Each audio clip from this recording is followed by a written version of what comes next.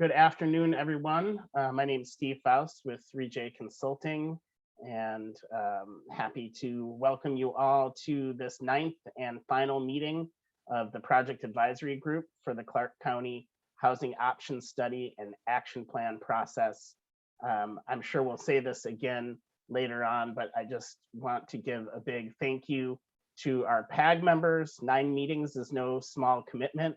And we appreciate you sticking with us all the way through. Certainly, this is a really important issue, but we appreciate your participation throughout.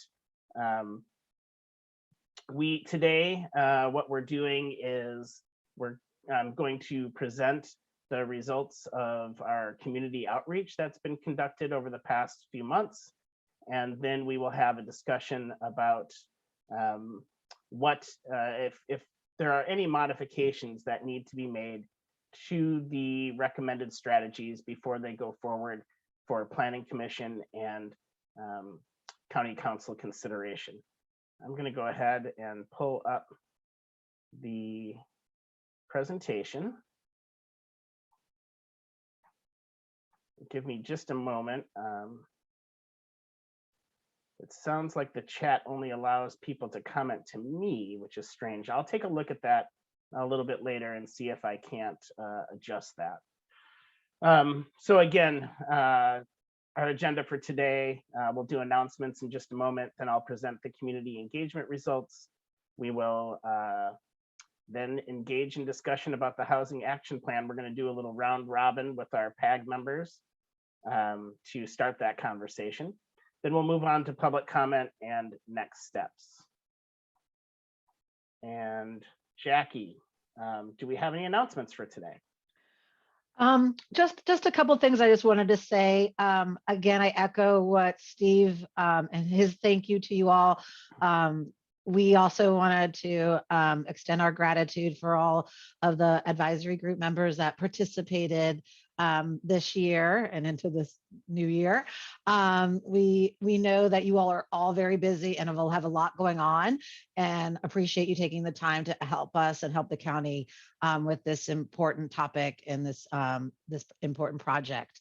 I also wanted to remind the advisory group members that as we move, even keep going forward on this project and we go to the legislative process, to continue to reach out to those those groups that you represent or that is in your network, to have their voice heard to the Planning Commission and the County Council on what's important to them and what they would like to see, and just helps us spread the word about the project so more and more people can participate and their voices to be heard.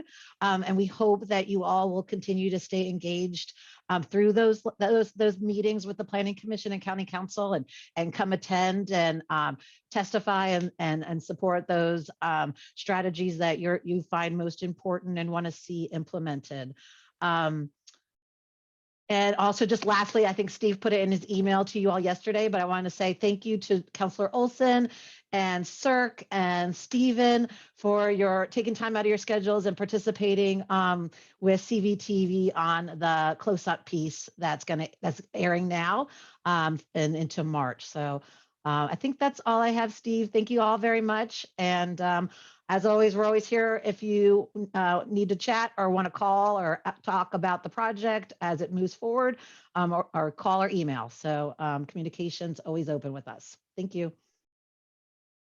Thanks, Jackie. And just to remind everyone what our process is going forward, after the last PAG meeting in October, and I'll go over this in just a minute, but a number of community engagement, public outreach activities took place in December and the early part of January. Today, we are meeting to finalize this group's recommendations that will go forth to Planning Commission and County Council. After this meeting, my team will start preparing the actual plan document that we will put forth before Planning Commission and County Council. Those meetings will take place in March and April, I believe. And what, excuse me, what they will be doing is letting us know which of the recommendations we should move forward with and which we should not. And following that direction from County Council, we will then begin working on implementation, further refining some of the strategies that need a little bit more work and adding some of the details. Several people have expressed a desire to participate in that process, and we will certainly reach out to you to engage you at that time. We'll do some more community engagement and then move into the legislative adoption process. And I just wanted to say, for those who don't participate in that strategy refinement, I think it'll probably be one meeting. We will still forward to you the excuse me, the final strategies, so that you kind of get some closure on what the final outcome is of the project. So that is our upcoming process. Excuse me. Now, going through our community engagement activities and results. One of the activities that we did was holding a virtual public meeting on December 14th.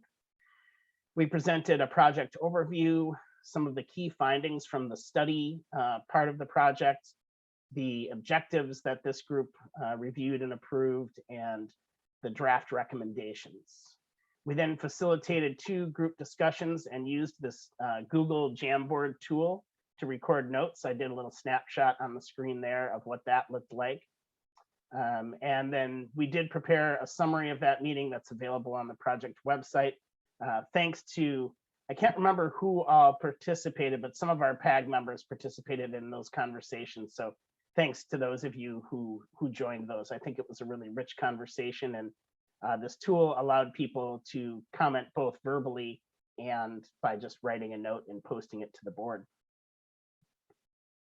Secondly, we administered an online questionnaire that was open from November 29th to January 10th. We got 105 responses, and we'll go through that in just kind of the details from that in just a little bit, because that lends itself to the easiest quantitative reporting that we got. And then county staff gave presentations to a number of groups throughout those 2 months. I have a list of them there. I think we have a comment here. Okay, in terms of process, we can loop back, Eric, but and Jackie, there might be a DEAB meeting in February where you're bringing the strategies as well. Thanks. We'll revisit that during our process at the end. But so county staff met with these 7 groups and then encouraged people to either take the online questionnaire or send comments by email. So in the packet, the last pages of the packet are some of those comments that were received by email. So I just want to give a little summary from the questionnaire, so we can see kind of, these aren't scientifically valid, statistically valid surveys, but they give us a little idea of where the community is on different strategies and different recommendations. So I'm just going to walk through these and they can inform our discussion.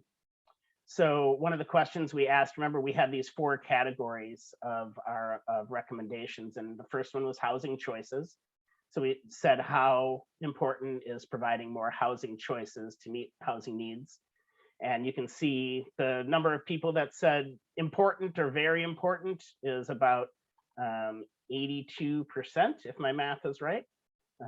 So a pretty high number there.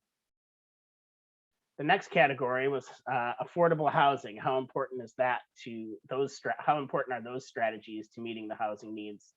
A little bit lower, but still a lot of positive responses, right about just under 80, 79%, 80%, right in that range. The third category of strategies was programs and partnerships. And again, we've got 74%, so a little bit less than the previous ones, but a pretty good positive response there. And then how important is advocacy? We had a couple advocacy strategies. and again, in the low 70s or low to mid 70s there.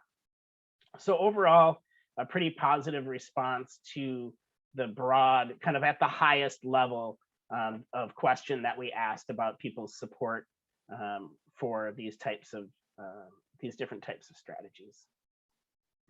Getting into a little bit more of the specifics, there were too many strategies again to report all the scores of all of them. But I wanted to give you a little taste of the types of things that scored well and the types of things that didn't score well. So I'm going to go through a few of the high scoring strategies and sometimes the low scoring strategies from each category when we asked people about specific strategies.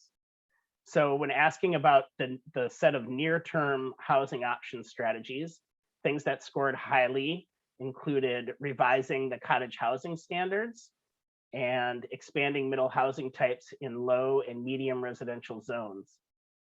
Things that did not score as well were adopting a visitability program and implementing state mandated multifamily parking ratios. I'll go over some kind of overall takeaways in a little bit, but parking is certainly a theme that we heard more than once through our different outreach activities. So when we looked at near-term affordable housing strategies, everything pretty much scored highly. I wouldn't say anything didn't score well, but some of the highest ones were expanding options for affordable residential uses in commercial zones, revising code to allow for the conversion of motels and hotels into permanent affordable housing, and implementing the bonus density for affordable housing on religious organizations' land. So overall, really high support for the affordable housing strategies. For programs and partnerships, again, pretty high scores here. The highest were supporting neighborhood scale retail within neighborhoods, reducing development review timelines, and identifying an affordable housing, kind of a central affordable housing point of contact to assist with those programs and for developers to understand how to use the different programs and incentives. And finally, on the near-term strategies for advocacy, we only had two. One related to allowing counties to use the multifamily tax exemption, and one relating to the condominium defect liability law, and those both scored pretty well. Moving into the long-term strategies for housing options, people showed support for reviewing impact fees to make sure they reflect the impact of different dwelling types and sizes. Studying the possibility of upzoning existing land or applying higher density zoning to new land that comes into the area.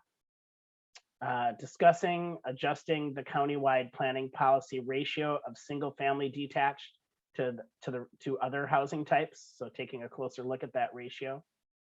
And then something that didn't score as well was studying reductions to off-street parking minimums for multifamily residential.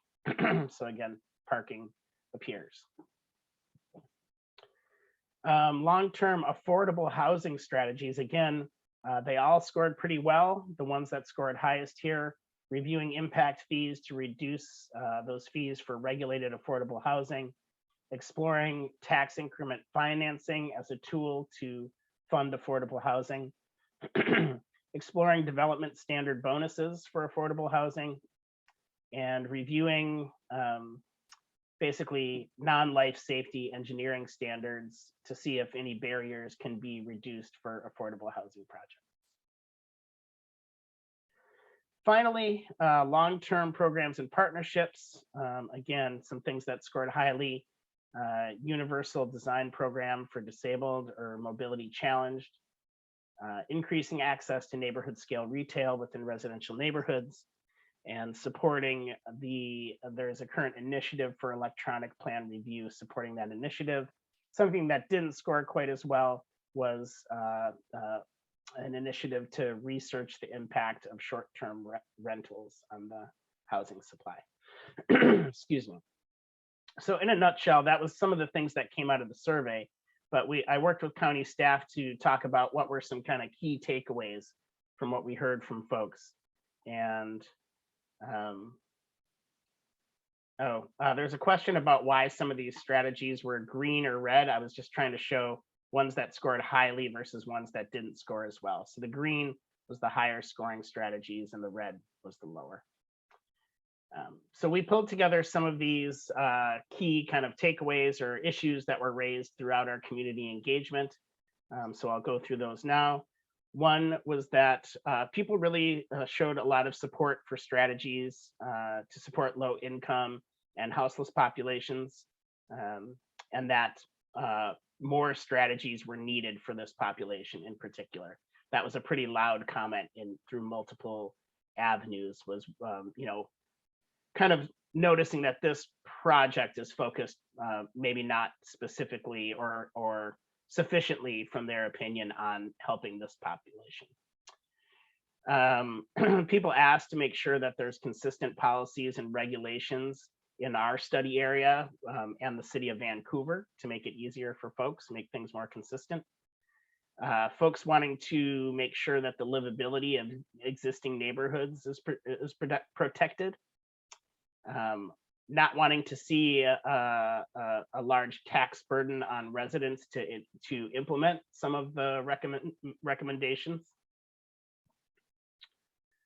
Next is just an emphasis on the need for housing choice in size, design, and price. So really that variety of housing options for folks to be able to choose from. And also housing options for people with a wide range of disabilities. Saw that comment. Mechanisms to protect county investments and ensure long-term affordability. There were a lot of comments just saying, yeah, all these programs sound great, but you need to track them to make sure they're working and the county's investments are paying off, so to speak. So monitoring and evaluation over time. There were several people who were concerned about RVs and whether or not, and I think this came up with our group previously, but whether or not RVs are really a long-term affordable housing solution, since well, and manufactured housing as well. I think since there's no control for the price of the land, but there were also folks who wanted to see more policies around RVs in manufactured homes. There was a lot of support for just in general support for middle housing home ownership opportunities.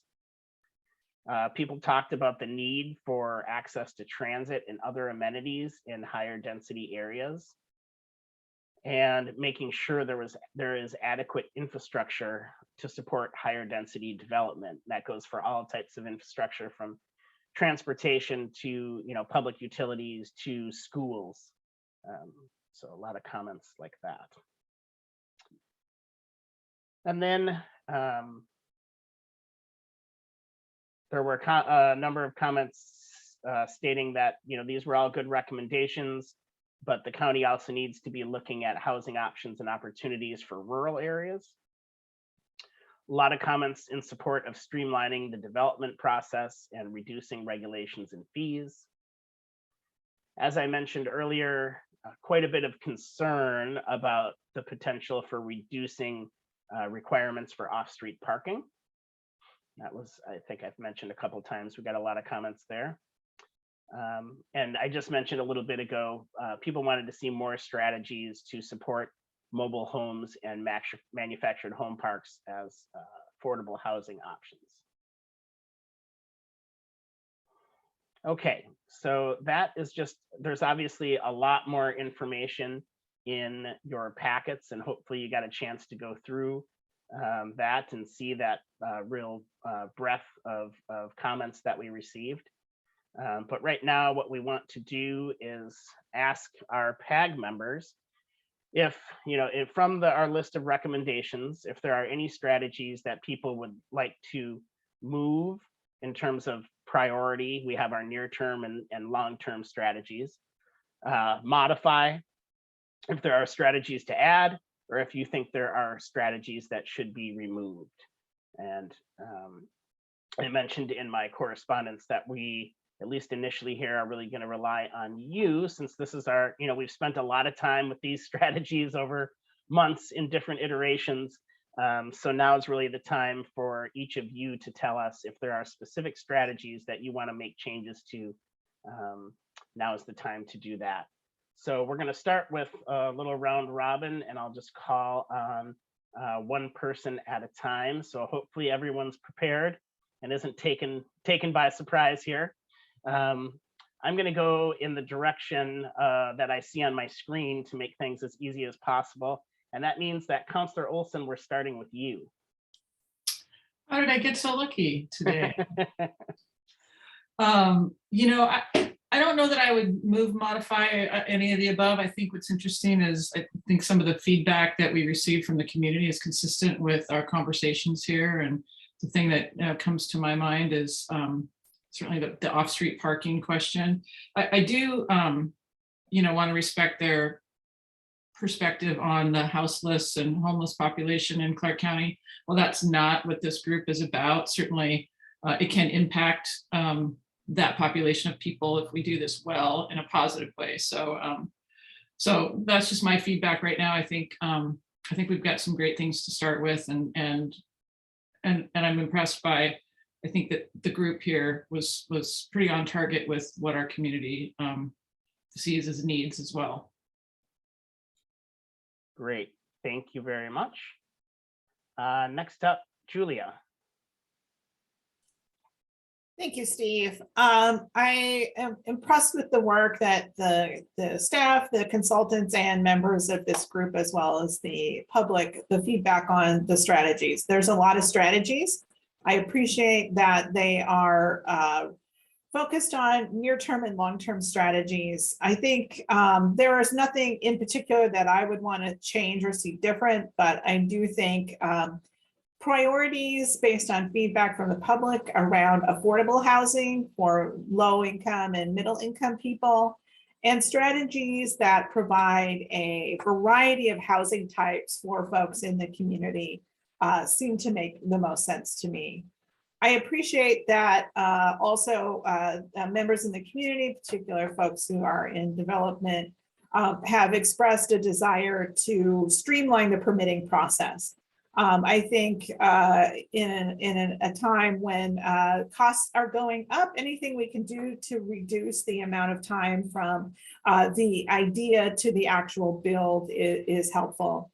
And then the final thing I will say is one of the themes I think I've heard expressed by folks who participated in the public process is, yes, we need more housing. Yes, we're open to more dense housing, but not at the cost of a loss of infrastructure and amenities. So people still want restaurants, supermarkets, parks, sidewalks, play spaces for children. And I think the way that we have prioritized the housing strategies really emphasizes those things. Thank you very much. Thank you, Julia. Appreciate that. Brian, Snodgrass is next. Let me unmute myself. Thank you. This is quite good work. I just have a couple of suggested modifications. One of those is to AH3 regarding the density bonus for religious institutions. And one of the proposals we got is, as you know, we have a parallel process that we thought about a little bit and then thought, boy, that makes a lot of sense. That we're actually going to recommend as staff is to extend the religious density bonus to non-religious organizations. And I think for potential language here, we could add a sentence at the bottom of AH3 saying simply consider, so that the policy is clear that its main intent is to meet the new statutory option, but that decision makers should also consider extending that bonus to non-religious organizations that meet the affordability and the time duration requirements of the statute. So to us, that seems fair and also would result in more affordable housing, which is key. And I think by putting consider, we can indicate that it's something to be looked at. The other proposed change is HO16, me just jump to that regarding rezones, that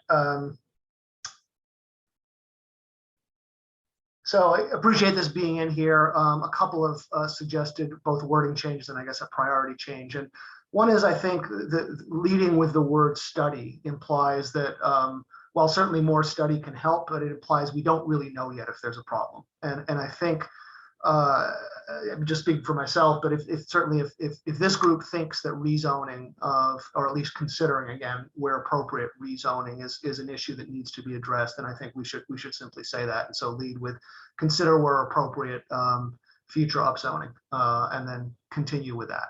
I also think again, if this group thinks it's an important issue, we probably should put it in the shorter term. That decision makers can still either choose not to implement it or consider it on a long-term basis. But I think it's too easy if it's in the longer term to be viewed as a non-priority. And there's been some good discussion, consideration about what what's going to be too heavy a lift, particularly with this council, and that's a very appropriate discussion. And folks here know more about that than I do. I just think if it's something that this group thinks is an important issue, I think we should have, and one to at least begin looking at in the coming years leading up to the next comprehensive plan update. We should put it in the short-term bunch. That's all I have. Thank you. Great, thank you, Brian. In our spirit of consensus-based decision making, I'm going to walk through each of Brian's recommendations, and what I would like to do is just hear if any of our PAG members object to those changes, and then we'll move forward with that conversation. So I'm going to start with the HO16 since I'm already on this one.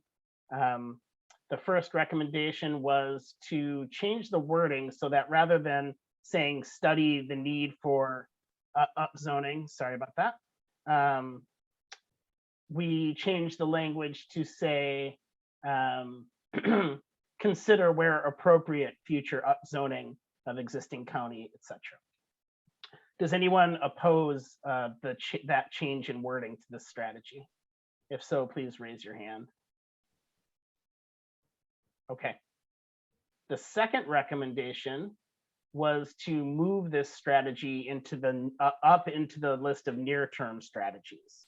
I think just contextually, I think the reason it's in the long term is because it would take some time to look at where that would be appropriate, the upzoning would be appropriate. But that doesn't mean that it can't be moved up. And I see your point, Brian, as much as we try to make it clear that these are not a lower priority, they just take longer, in our opinion, to implement, that some people might see them as less of a priority. So I understand where you're coming from. So I will open the question to the group as to, does anyone oppose moving this strategy, housing option 16, up into the near-term strategies? If so, please raise your hand. Okay, such a great, easy group. Now I'm going to go back up to was it AH8? Was that the? It was AH3. 3, thanks. Sorry for having to flip around like this, and I passed it, so avert your eyes while I scroll. 1, 2, 3. Okay. This is the bonus density for affordable housing on religious organizations land, which is required by state law. The proposal was to add language that says, consider extending the same bonus density to non-religious organizations that meet the affordability and time duration requirements. So again, raise of hands if you oppose or object to the proposed change in language to this strategy. Okay, not seeing any. In that case, I'm going to stop sharing. Thanks again, Brian, for those comments. And next up on my list is Ron.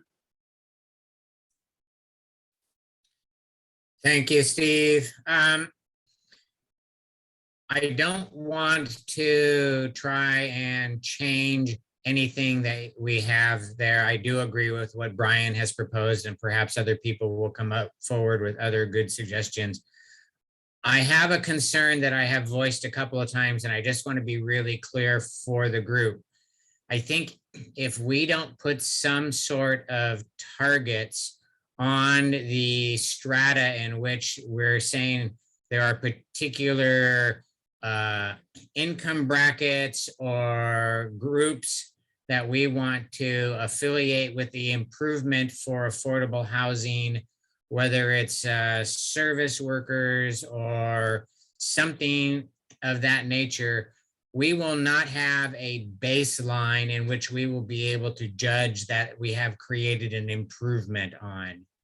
And I think it's vital that we go forward with a proposal that is measurable for the county to be able to say, we did the work and we got the results, or we did the work and we're not seeing the results that we want. I heard earlier the discussion about those that are unsheltered are a different proposal, and I can buy into the idea that the county needs more resources to handle something of that nature. But I do believe we need to drive a stake in the ground somewhere that says we are indeed going after a particular constituency, whether it's income level or something else of that nature, and be able to say that we actually did something that made a difference over 2 years, 5 years, 10 years. We have to have a way of measuring, and we're missing that in the proposal.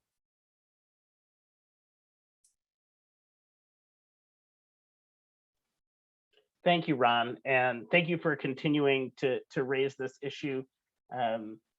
I think some of our strategies have that level for information, but many don't, and that's some of what we'll be doing once we get some guidance from Planning Commission and County Council on which strategies to move forward with. We'll be adding some of those details coming up this spring. I just wanted to see if Jackie, if you had anything to add in regards to that particular comment, and making sure that we are clear about what income brackets we are targeting with different strategies. Thank you, Steve. Yes, and I know that's has been a comment that we received also from members of the public, and there's definitely value there, and something that I think the county would be interested in doing. So I think as we get direction from, and we, like you mentioned, we have some strategies in there that talk about measuring and relooking at things to see how things are working and whether things need to be revised. I think as part of the implementation work, per council and planning commission's direction, we can build that into whichever implementation strategy we're working on, so that we can think about how that can be measured well. So I think that can be part of that work that happens once we get that direction. Thanks, Jackie. Next up is Mr. Abramson.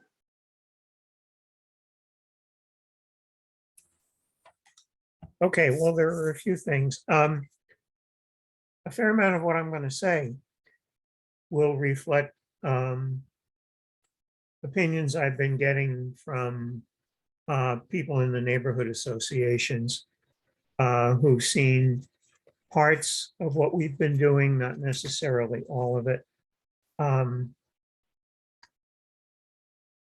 First, I'd like to say, though, regarding PP5, which talks about ways of getting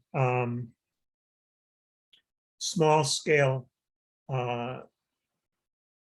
commercial enterprises in residential zones. This is good. This is along the lines of what I've been promoting throughout our meetings, but I think it doesn't go quite far enough. I would like to see it expanded a little bit, and some sort of higher priority given to it, partly because, at least in some areas, developments have included in the zoning a provision for small residential blocks that haven't been implemented. And so I think we need to look more deeply into how that can be promoted and how to attract smaller commercial enterprises into areas to improve walkability, and especially where we have seniors who are trying to age in place. I've gotten a lot of pushback from people on the reduction in the parking provisions, especially for multi-unit and cottage developments. There's been, and this might not be a surprise, in areas where the zoning is heavily weighted towards detached single-family structures, the strategies to expand and reinterpret the zoning to allow duplexes and triplexes, there's been pretty heavy pushback against that.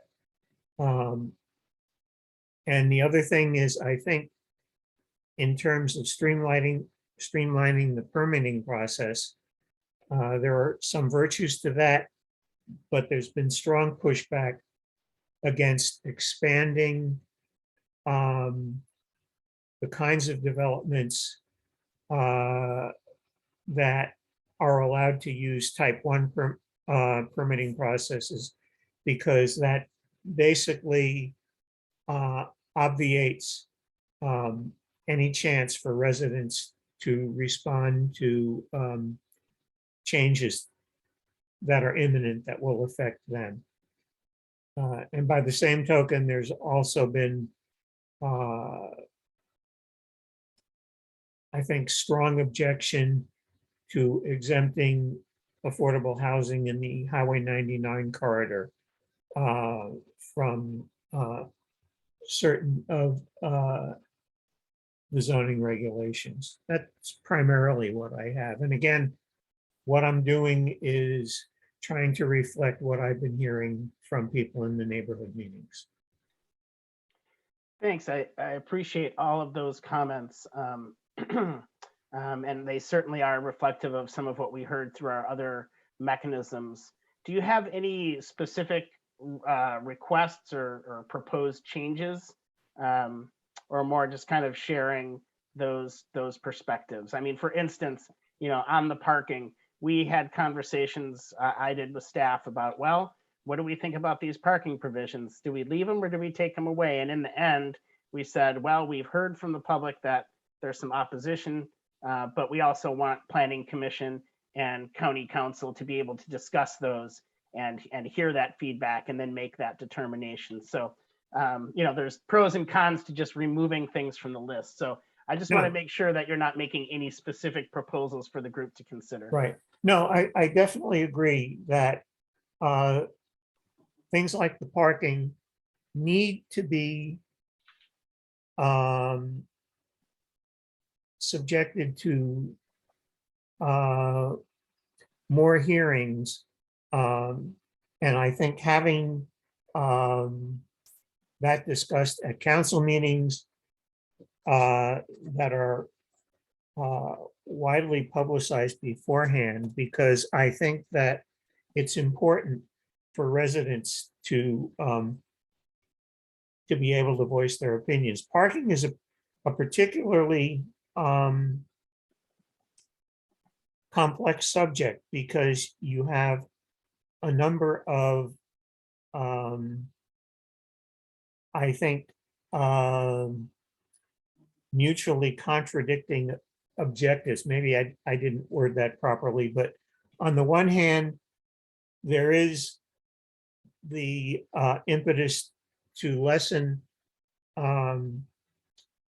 the dependence on vehicular traffic and to increase walkability, but lessening the use of cars is not going to be productive unless we increase the local availability of mass transit.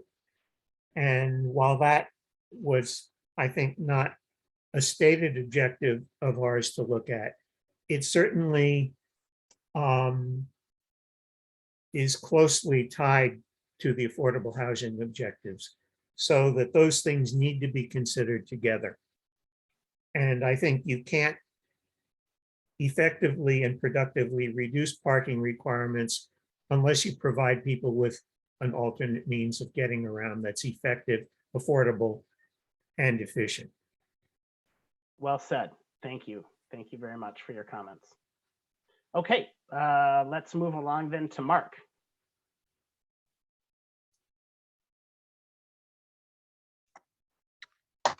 Thank you, Steve, and thank you both PAG members as well as the community that has weighed in so far. I do not have any issues with any of the particular strategies or positions, although I am supportive, very supportive of the ones I have heard of. There are three contextual things that I think are really critical for us to consider as we move forward. One, the design of implementation of these strategies is going to be critical. And I say that because if we try and design these strategies and implement these strategies with the existing mix of development agents, we're not going to get where we need to go. We have to be very innovative and creative in terms of figuring out where can solutions come from. So I go back to one of the key points brought out on several cases, and that's the neighborhood scale economic development framework. And that economic development framework has to be integrated with both the opportunities and needs of economic development in particular settings, as well as the opportunity to build new market mixes to attend to some of these demands for middle housing. So my second contextual point is these strategies have to be designed in a way that it maximizes capacity building of the building industry. We don't have the capacity now to do this, nor do we have the incentive or will of those new market players to do that. So the design of how this gets done is as critical as getting done what needs to be done. And then finally, I want to reinforce Brian's point about actions over study. We've got to turn towards monitoring and evaluation of initiatives that start to show progress, and that those are tied directly to these strategies. So I think that's a key piece of this. Back to the middle housing and cottage development, workforce development and development incentives are going to be a key piece of that, and critical for long-term home ownership incentives and community building strategies along those lines. So we've done some good work. It's time to start looking at how does that work get done and make sure that that how is reflective of the progress that we're looking for. So that's really where I stand on it. Thanks. Thank you, Mark, and thanks for your participation throughout. Appreciate that. Okay, next up is Eric. Yeah, thank you. I don't have any recommendations that I would make or changes I would make. I would just say that as a whole, I feel like the PAG recommendations here have been fairly moderate. You can hear from the public sentiment that there's a lot of concern, but I agree with Brian's comment that and how we just addressed the long-term strategy, moving it as a higher priority. I just fear that the horizon's too long and we're not going to move quickly enough on any of these actions. And it is an urban growth zone area. So, the folks that are living in the suburbs are concerned that the urban growth area is coming for them and that's where they're living.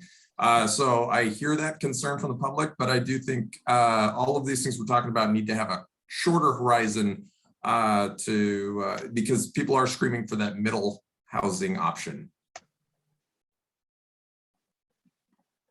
All right, thank you, Eric. Next up, we have Phil, and I think Phil had, I got a preview of your comments, Phil. I appreciate that.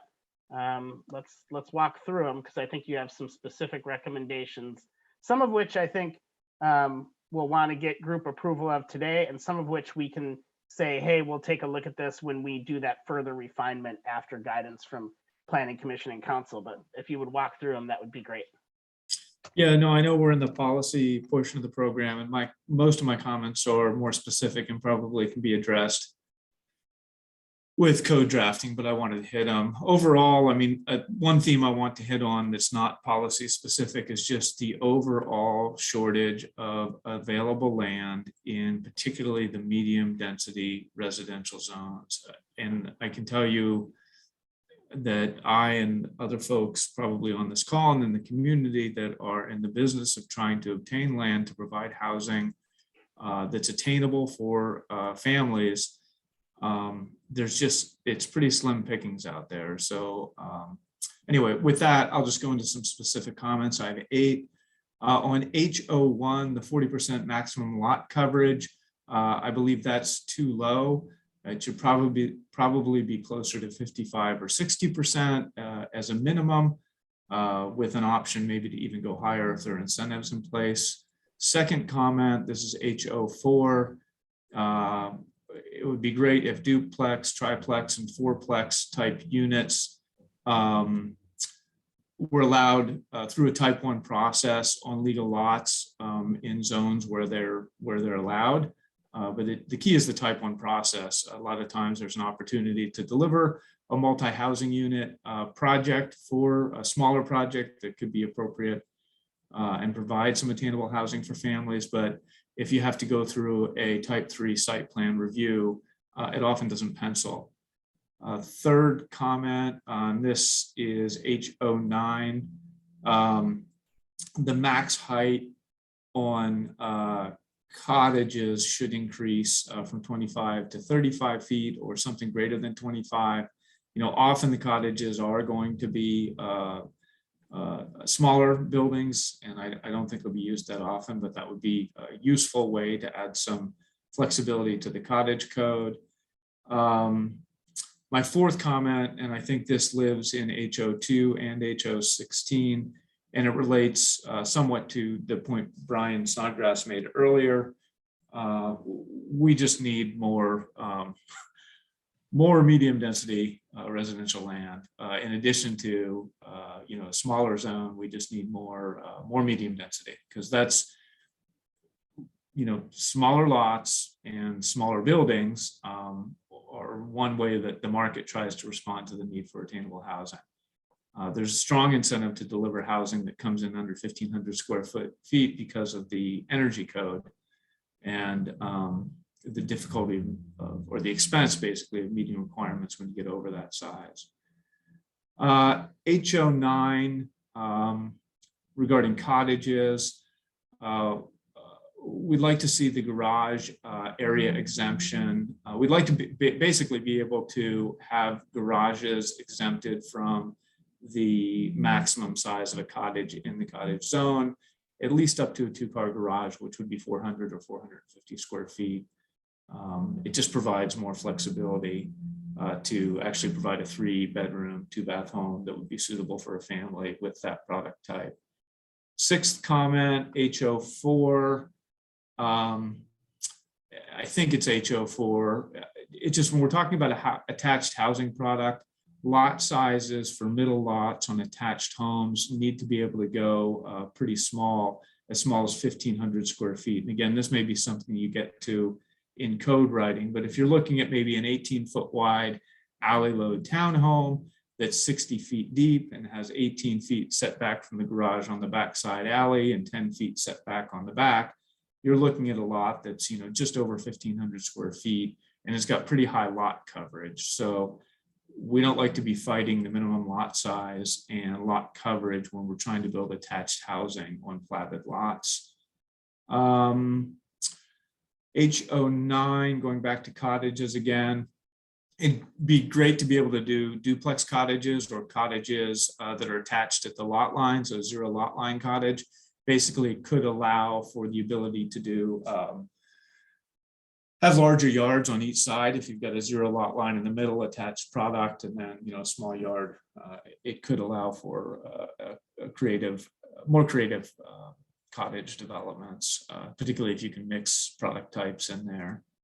And then we don't really get into design requirements. I think we like flexibility on design. I think everybody likes good design, but often we're trying to hit a price point in the market to deliver attainable housing. We're looking for efficient, cost-effective design. And that's always at the top of mind. Thanks for the opportunity to comment. Yeah, Phil, just one question for you. There was a question of when you're thinking of medium density, what kind of range is that in your mind?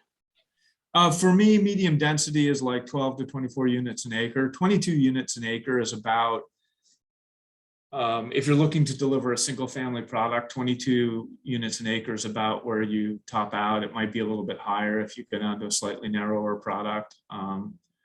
But yeah, so I look at those as medium density zones. Once you get up to 22 and above, 25 and above, you're looking at really more multifamily type housing products that aren't on platted lots, which is fine. That's part of the inventory we seek to build too.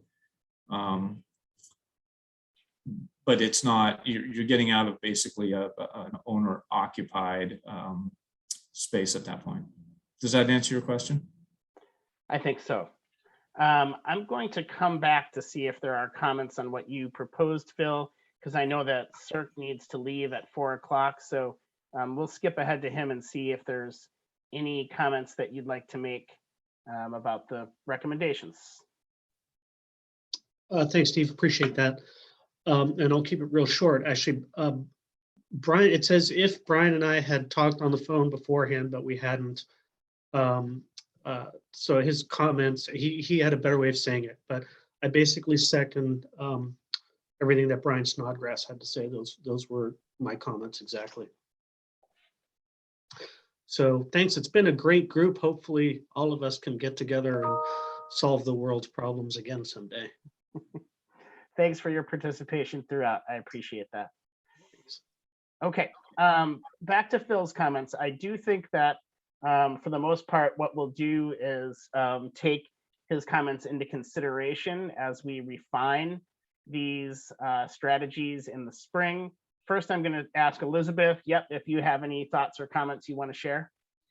Yeah, sure. Just to go down the list and offer some thoughts about how we are or could further address these and turn it over also to the group if you'd like to make any recommendations. The first one about increasing lot coverage, we did add a bullet to HO1 that talks about, look at appropriate lot coverage increases to scale with the lot sizes. We did not include, that number about 55 going from 40 to 55 or 60. And so, if the group feels like you'd like to see some numbers at this point, we could, but we wanted to leave it a little more open-ended and do some modeling with those new lot sizes. For HO4 about allowing the plexus through a type 1 process, the good news is that is part of the proposal already to use the type 1 for the duplexes, triplexes, and quadplexes. So hopefully, I completely agree. That was one of the outcomes we heard early in the process about how if you want anyone to build these, it needs to be a really achievable process without, a type 3 complexity. To go to the cottages, I think that perhaps this is something where the group will discuss further today, but it's really interesting. I think the word cottage has sort of become this blank slate of what does it mean to different people. And so some people would say that by the cottages, the 25-foot height limit is an inherent trade-off because they're supposed to be smaller cottage-like instead of a 3-story, 35-foot structure. I don't know what a cottage needs to mean in Clark County. And if no one can build one, it doesn't mean very much. So if there's additional flexibility and the group would like to recommend reconsidering how that's done, then, height limits are one thing that could be addressed, but that has traditionally been the trade-off. Likewise with the garage, just adding larger footprints for garages, has some trade-offs against the scale of what, again, are traditional ideas about what cottages can be. So, those are just, yeah, real good issues for the group to consider. What does a cottage mean to you? And is it more important to be flexible? Is it more important to try to aim for a certain product type? And how do we deliver different options there? Medium density, great points about, you know, how we get more medium density. I think that picks up on the changes that were recommended earlier to HO16.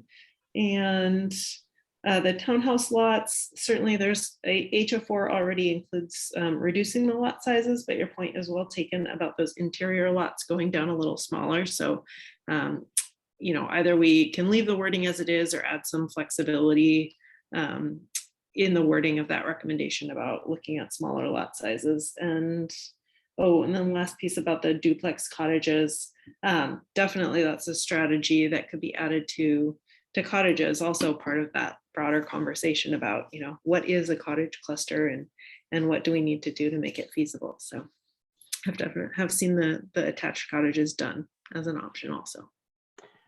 Thanks, Elizabeth. So we're not gonna, I'm not gonna ask if there's any, we're not gonna, you know, ask for any objections to any of these right now because we're gonna consider them later. But if anyone does have any additional thoughts on any of the proposals that Phil made, now would be a good time to hear those.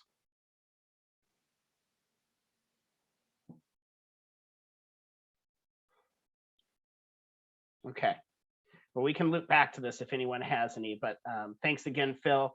And as we refine the strategies in the spring, we'll take another look at what you proposed. Okay, next I'm gonna go to Yolanda. Thank you, Steve. And I just want to thank everyone for participating and allowing myself to participate. I do not have any objections or wanting anything to be modified, edited, or removed. But I will tell you that I totally agree with a lot what Phil just stated, especially the whole design part. I mean, no matter what type of housing you're looking for, hardly ever do you get to sit at the table when it comes to the design aspect. So Steve, at the very beginning of this presentation, on one of your slides, I think it was underneath key issues, and there was something about livability in neighborhoods, and all of that, what everybody was talking about, goes into how do we change or impact the livability in our neighborhoods? And design is one of them. And so is deciding on lot sizes. I mean, you have people paying almost $1 million or $250,000 and their lots are like sidewalks. And so for me, when we're talking about restructuring and we're keeping in mind the entire infrastructure, and someone else talked about seniors having space to walk, you know, since they're in place. We need to be cognizant of our livability. So I want to thank everyone for your participation. And let me see, I have one more point here. Thanks for being patient.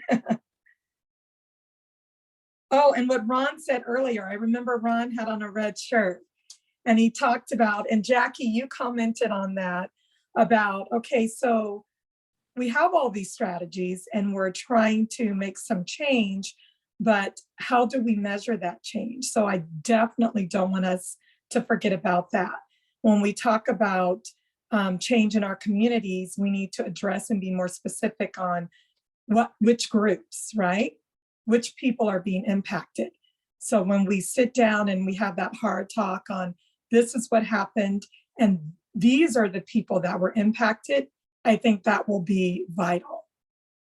So I'll end with that since I know I have to leave early, but thank you so much. Thank you, Yolanda. Very much appreciate that. Okay, next up is Martha. Well, thank you, Steve. I've got to say too, my thanks for being allowed to be a part of this group. It's been quite a learning curve for me.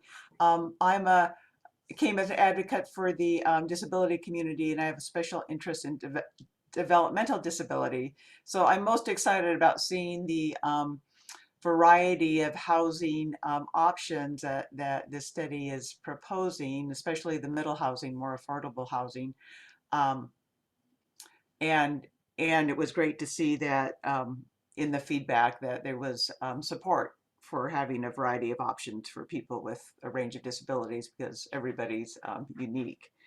I also appreciated the concern for the houseless and what we can do to continue to reach out to those with lowest income. So I don't have a lot to add either. I guess my one thing I did pick up, and you mentioned this too, that there was some concern that we coordinate with the Vancouver housing codes, and maybe Brian can comment on that. I don't remember that coming up much in discussion, but are we aligned with those pretty much? Maybe that's more of a question.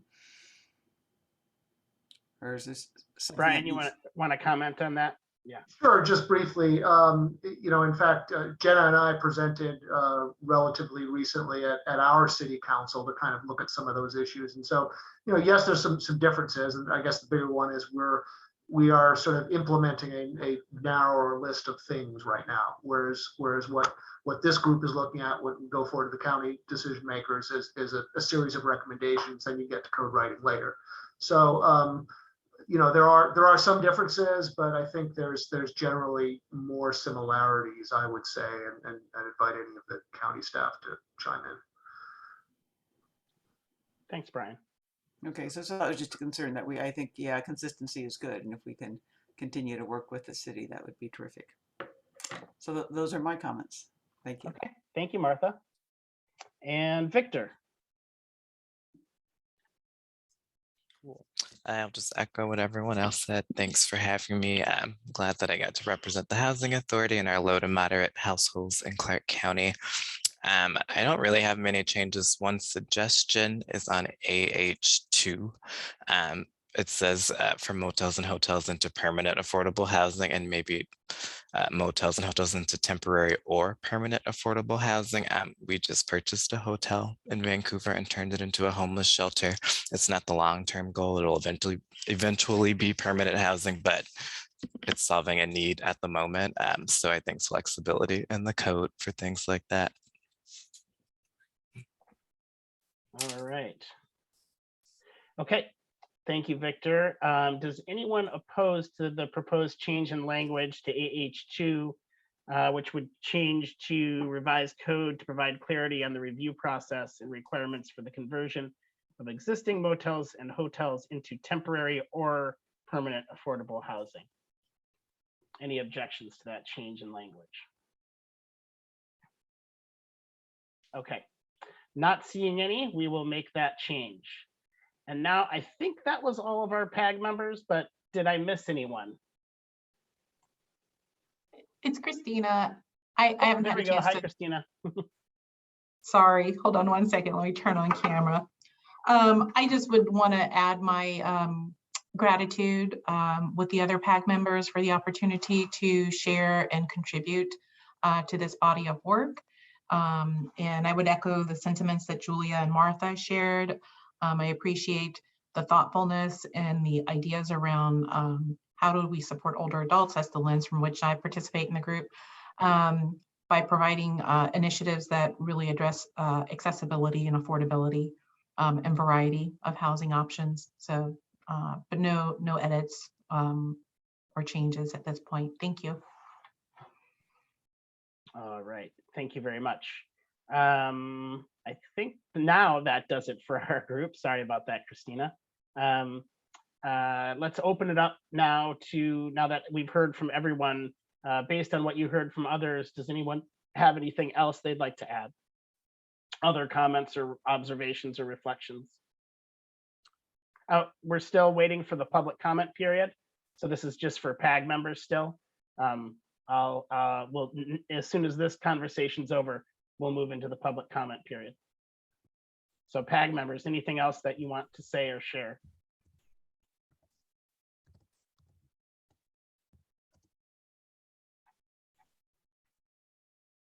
Okay. I'm not seeing any.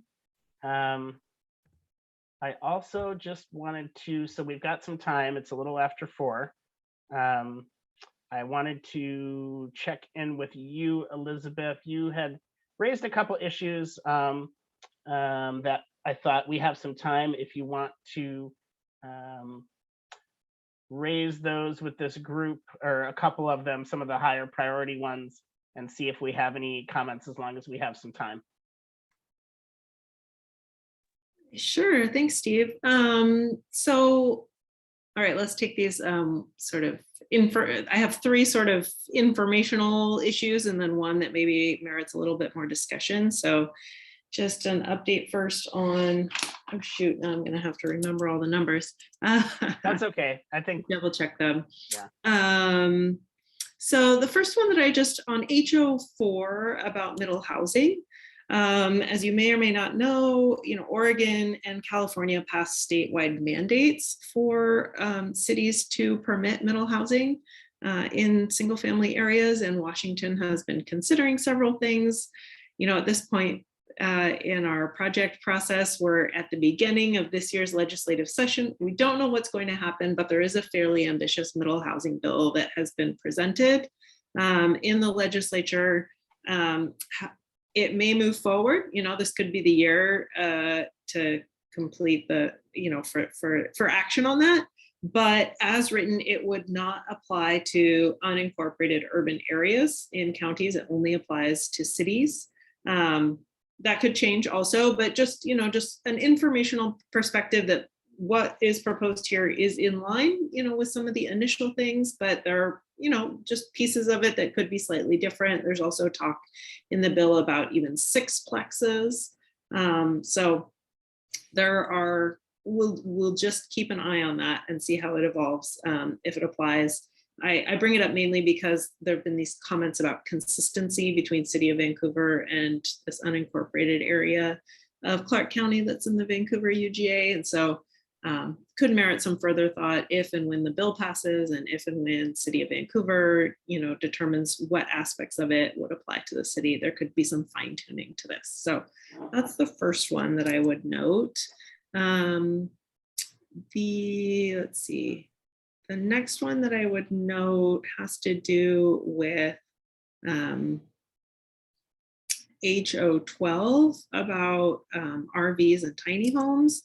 And there were a number of, and then there's an additional strategy in the tier 2 that's also about RVs. I forget the number, but we did see a number of comments in the public engagement process about looking at, how RVs can be used as housing opportunities. And so this is sort of the strategy that emerged as the tier 1 most achievable strategy at this point, but there certainly are other ways that RVs can be used, whether that's individually as ADUs, that's in the companion tier 2 strategy about RVs. And so this is how we split this up for now. If the group feels differently about, elevating RVs again and promoting additional use of RVs as a tier 1 strategy, either as individual RVs on individual residential lots or in smaller RV park like clusters in higher density areas. Those are something we could look at. There's starting to be some policy level discussions about that in housing circles generally, but still pretty nebulous what that could look like. So I think just calling that to your attention that these strategies were a matter of comment by the public, but I wouldn't recommend any changes to the way we've prioritized it now. Elizabeth, Ron has his hand raised. Yes, please. Yeah, thank you. When I read this before, it seemed expansive to me, but now as I hear you discuss it and I read it again, realistically, what we're saying is we're looking at the idea of manufactured home parks that would allow RVs into other zoning. That's what we're saying, correct? Well, this isn't specific to manufactured home parks, right, which are already permitted in a number of residential zones. Manufactured home parks are required already by state law and county regulations to allow RVs to be sited in a manufactured home park. But this is specifically about RV parks that are right now only in the general commercial zone, and extending those RV park limitations, which could not include manufactured homes, but could include tiny homes on wheels, to the community commercial zone. But it doesn't bring RVs into residential zones. But they would be acting just like a manufactured home park. They'd have their hookups, they would have wheels underneath them, but somebody else would own the land and it would be charging them a specific fee for the privilege of being able to park their wheeled vehicle in this space. Yes, there would be, yeah, that would be the model. So they would function just like a manufactured home park, but they would have wheels under them. Yes, I mean, they're subject to different state codes, but they would function the same in the sense that it's an area set aside for a particular type of dwelling, RVs and tiny homes, compared to manufactured home parks where monthly rent or daily rent is paid for the space. Mm-hmm. In either case, there would be monthly or daily payment. Yes. Okay. All right, thank you. Sure, and then the companion one, Steve, if you don't mind flipping to HO 24, that just talks about exploring additional potential for RVs and tiny homes in more residential settings.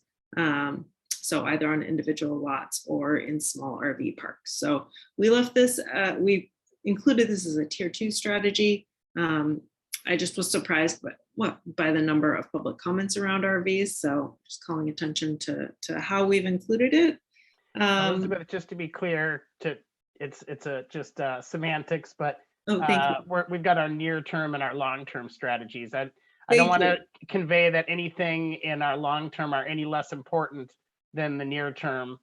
They just might take a little bit longer to implement. Thank you. We went back and forth on that. So yes, long-term is what we meant all along. And then just one other informational piece to call your attention to has to do, if we flip back up, in a near-term strategy, that HO 14 about revising the definition of household. We had some comments that we heard from the public about possibly some interest in what's sometimes known as an SRO, a single room occupancy, sometimes known as a boarding house. And traditionally, the difference between a single family home and a boarding house / SRO has to do with the number of people that are in it. And so, for example, the current county code says a boarding house is if you're renting out rooms to 4 or more persons that are not a member of the family. But, we've either ourselves or many other people have probably lived in a house in which the individual bedrooms are rented out and it just functions like a single family home. And so just to point out that this change to, while we're not making any policy changes that would specifically address single room occupancies or boarding houses by expanding them, this change to how a family is defined by removing the number of people has just a carryover effect that all the bedrooms could be rented out individually in a home, and it would meet this new definition of family. And so this need for a boarding house definition and this idea of 4 renters makes it a different category of use than a home is really going to go away. And so just to point out that this could be an impact here and just how we think about it. The single family home will be a single family home, but the zoning code will no longer be concerned with the relationships and marital status of the people that reside within it, and each of the bedrooms can be rented out individually.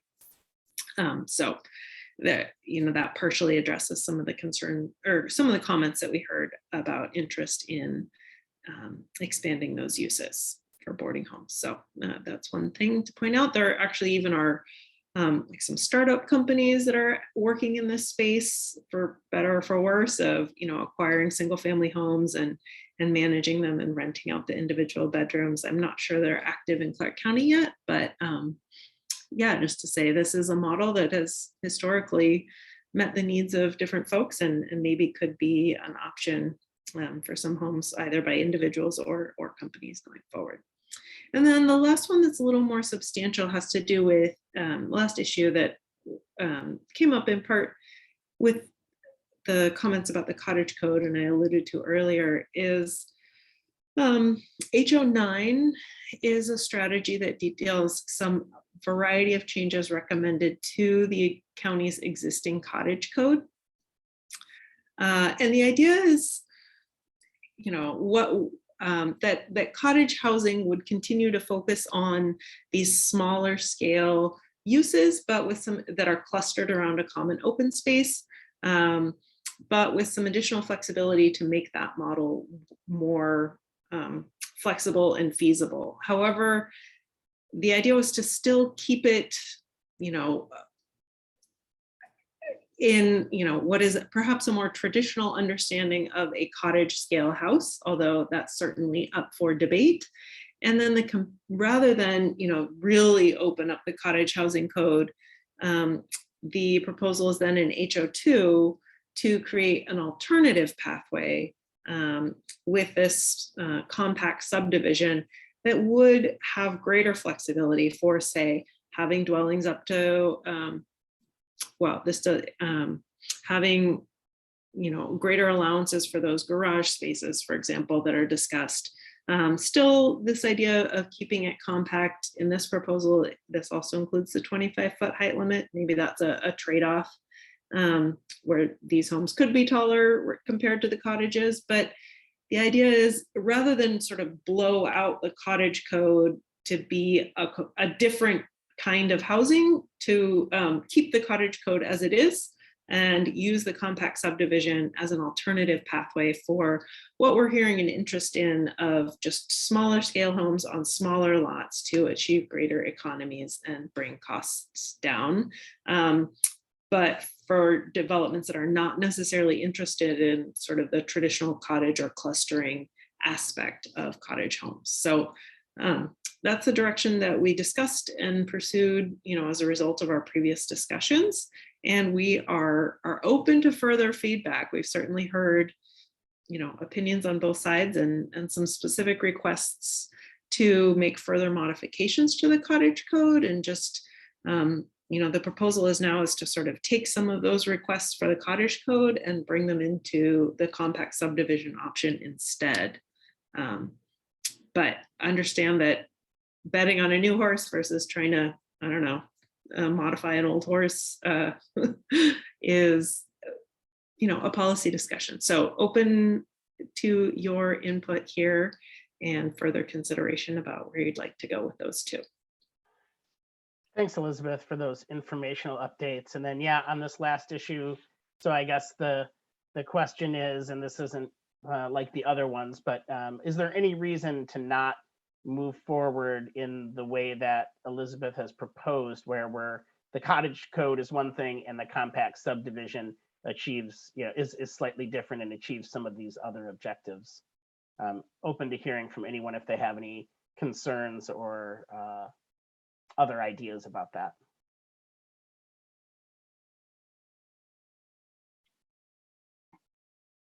Ron. Yeah, thanks. I think we need as many proposals as possible. I think we're going to be facing a lot of pushback with people that want to defend the status quo, who believe the only answer is going to be open up additional land for larger inventory. And I think we have to give them a lot of tools that are out there and available.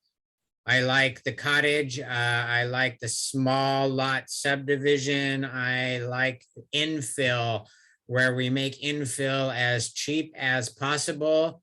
I like the idea that ADUs don't have to be just for hardship. I think that there's a lot of opportunity for us to get more dwellings for people that are comfortable affordable and desirable, but we have to get bold because no matter what we come up with, it's going to get cut back. So I'm all for everything that Elizabeth has said, plus more and more and more.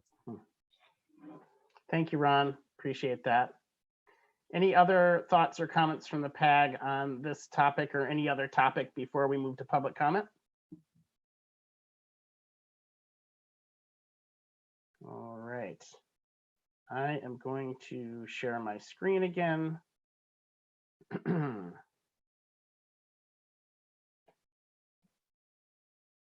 move to public comment. So you can see here this slide on how to provide public comment. If you'd like to do so, please raise your hand, preferably with the icon. If not, I'll try to see, hopefully I can see people raising their actual hands. I'll acknowledge you one by one and ask you to unmute yourself. Please limit your comment to 2 minutes, and then you can lower your hand icon when you're done. So for public comments, I see that Glenn has raised his hand. Go ahead, Glenn. Yeah, good afternoon. I appreciate the opportunity to be able to speak with you, and I appreciate all the time and dedication that you all put into this. It has been a long process, and I think some real good progress has been made. I did have just a couple comments, and one was about the very last discussion took place around cottages. I think it would be a good idea to kind of separate that, create more options, keep the existing code as it is, but I would still encourage some tweaks to the existing code, you know, things that make the project more efficient, such as allowing, you know, the central area that's kind of the yard area to be used for multiple things, such as like water filtration and stuff like that. Just a little bit more flexibility, and maybe looking at, again, at average sizes as opposed to putting hard caps and hard bottoms on the numbers of how big the lots and the buildings can be. One thing I would point out about the survey, and I know that it's one of the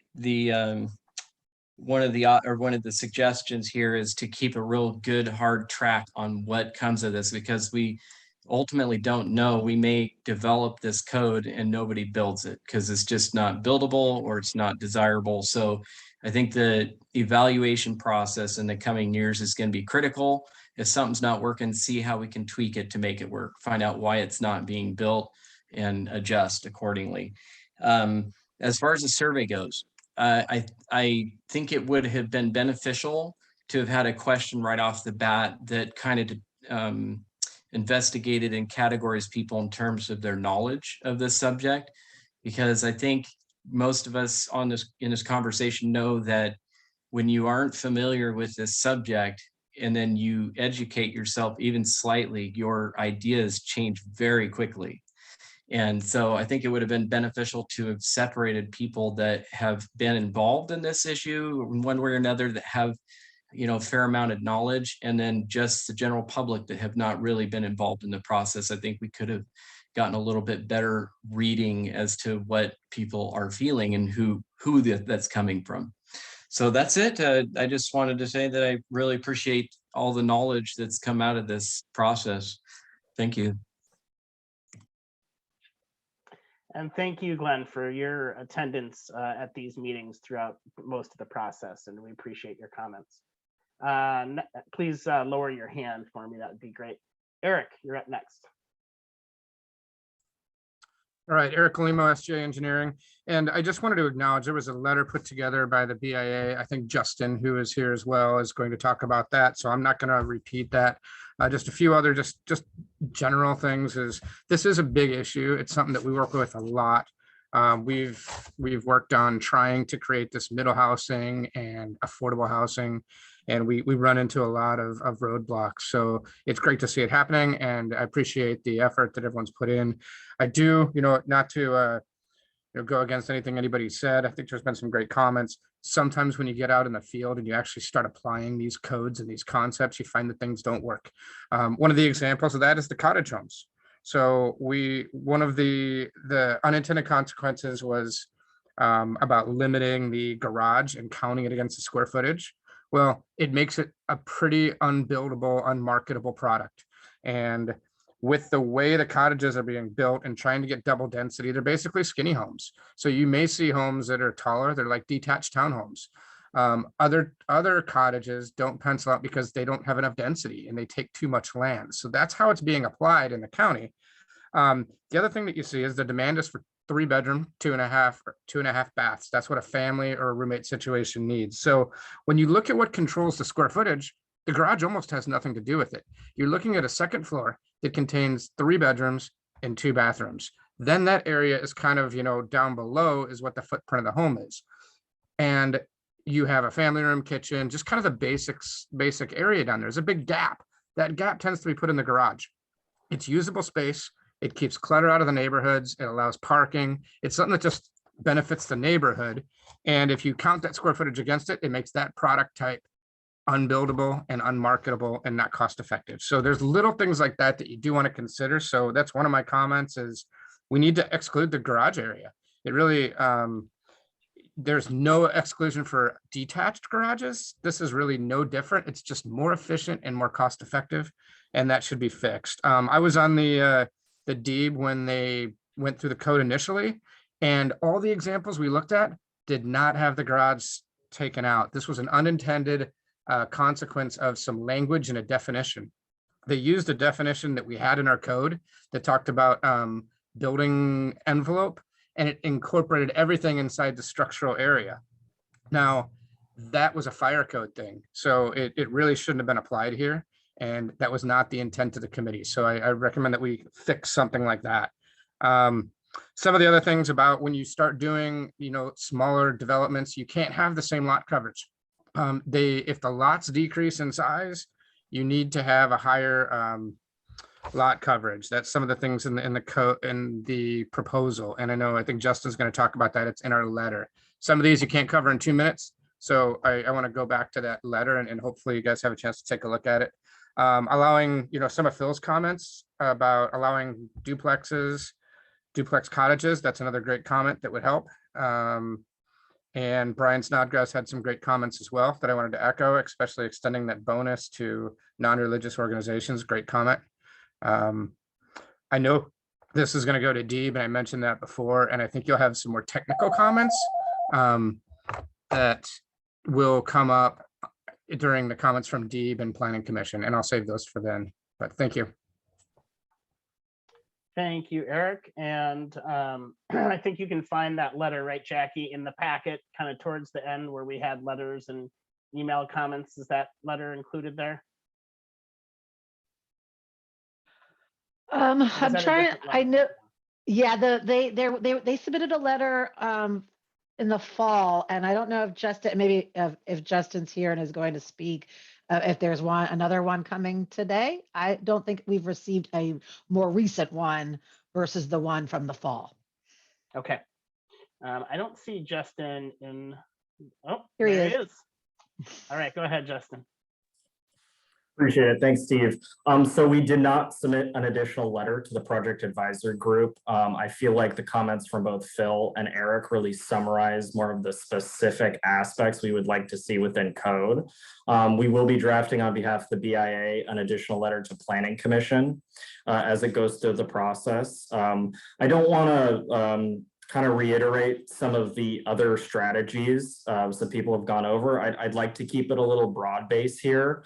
Kind of given the condominium liability laws in the state, it's really hard to produce a multifamily product that allows for ownership, right? It's not that we're against, a multifamily, build or something like that. It's just, it makes it really difficult in the state to do that. And I think through this process, we really need to realize the opportunity that middle housing options offer for a home ownership model. And speaking to just kind of economic issues is that the best way to build generational wealth is through home ownership or property ownership. It gives you equity, it gives you essentially savings to have there and a place to rest your head. So I feel like these are all great strategies, but again, we always would like to see more opportunities for ownership no matter the product type. So again, to Phil's point, we need more medium density land, throughout the city, the county, and each urban growth boundary. So I just wanted to make those comments and really appreciate all the work you have done as the project advisory group. Thank you, Justin. Any other public comments for today? Okay. Well, moving to next steps, just a reminder. So we will make the revisions that we all agreed to today, and I will begin packaging everything up from all the research that was done in the early stages of the project to these recommendations and pull them into one plan, which will go to Planning Commission and County Council for their guidance in terms of which strategies should move forward. And then we will begin working on refining those and preparing them for implementation in the spring.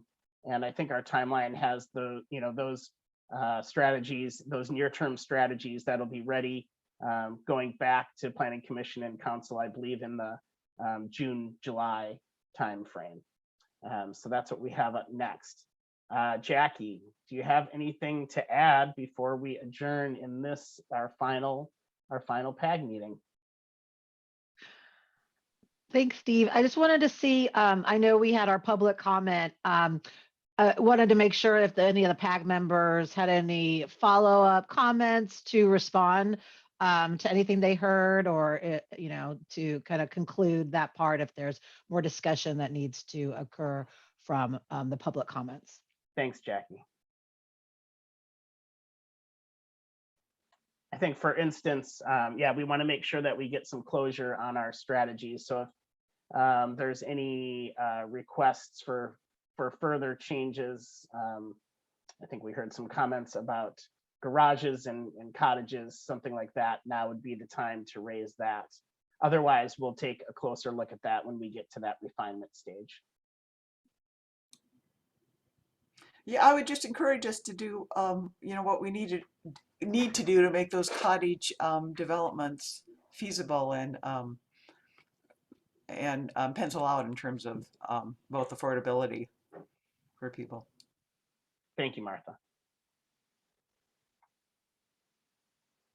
Okay. Do we have dates for these? We don't. I think we know we're in the March, April timeframe, but did we confirm dates? Not altogether confirmed, but what we're going to be shooting for is the most likely the Planning Commission in March. So, and that's how they typically operate, is that they have 2 meetings a month, the first and the third Thursdays. So the first Thursday would be the work session where we would initially present the housing action plan and have a discussion in preparation for the hearing that would occur on the third Thursday. And then council, would typically be the following month if we can get on their calendar. So we'll be working on coordinating with the counselor's office on that. And so we will be in touch with this group. We encourage you, if you are able to participate and provide testimony in support of the things that you are in support of as we go through this process. Once we get that guidance, we'll be in touch again to provide you with an opportunity to help us refine the strategies that need refinement. And then we'll continue to be in touch with you as we move towards that adoption process in the late summer or late spring, early summer. So I just want to say thanks again one more time for your participation throughout. It's been a really rich conversation and a great experience and a great learning experience. So thank you all very much. Jackie, final remarks? No, just echo, thank you for all the advisory group members and the members of the public that came to the advisory group meetings and provide a comment and participate and ask questions.